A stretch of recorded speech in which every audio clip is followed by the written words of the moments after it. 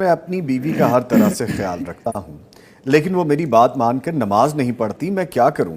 میں اسے بے نماز حالت میں اپنے عقد میں رکھنے پر شمار ہوں گا، یعنی وہ کیا کہتے ہیں یہ لفظ؟ گناہ گار۔ ہاں جی۔ انا للہ و انا الیہ راجعون، یہ المیہ نہیں، یقیناً ہے۔ آمنہ کے لال صلی اللہ علیہ وسلم نے جس چیز کو پرائرٹی دینے کا حکم دیا تھا وہ ہم نے لاسٹ پہ ڈال دی ہے۔ آپ نے کہا تھا کہ عورتوں سے لوگ 4 چیزیں دے کر شادی کرتے ہیں: حسن و جمال، مال و دولت، خاندان اور اس کی سیرت اور کردار۔ اور آپ نے اپنے صحابی کو نصیحت کی تھی کہ فاظفر بذات الدین، جی۔ اللہ تعالیٰ بھلا کرے، اچھی سیرت کردار اور دیندار عورت کا انتخاب کرنا۔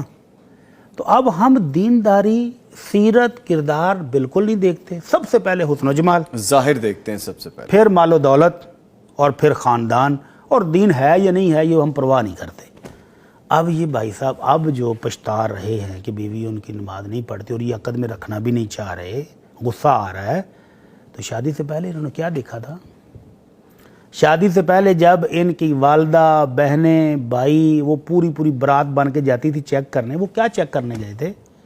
یا اس خاندان میں انہوں نے کون سی چیز، خوبی کون سی دیکھی تھی کہ یہاں سے رشتہ لیا تھا؟ تو اب پچھتانے کا وقت تو گزر گیا ہے۔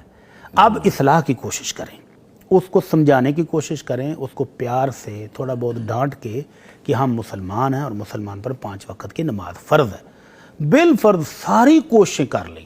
خاندان کے بزرگوں کو بھی کہا کہ اس کو سمجھائے نماز پڑھے، خود بھی سمجھا لیا، نہیں بات آتی تو یہ اتنا بڑا جرم ہے، اس جرم کی بنا پر اس کو طلاق دینا جائز ہے۔ اللہ اکبر۔ دیوس کا لفظ بھی جو استعمال کیا گیا اللہ ہے، المستعان، وہ دیوس تو ہے کہ ایک عورت جو بد کردار ہو، خامد کو اس کی بد کرداری کا پتہ ہو اور وہ چشم پوشی کرے تو اس کو دیوس کہتے ہیں۔ ٹھیک، اس معاملے میں اس معاملے میں نہیں۔ تو یہ نماز جو چھوڑنا ہے یہ تو کفر ہے۔ اللہ کے نبی صلی اللہ علیہ وسلم نے بڑی شدید وارننگ دی ہے کہ مومن اور کافر کے درمیان فرق کرنے والی چیز ہی نماز ہے۔ جو نماز نہیں پڑھتا وہ مسلمان ہی نہیں ہے۔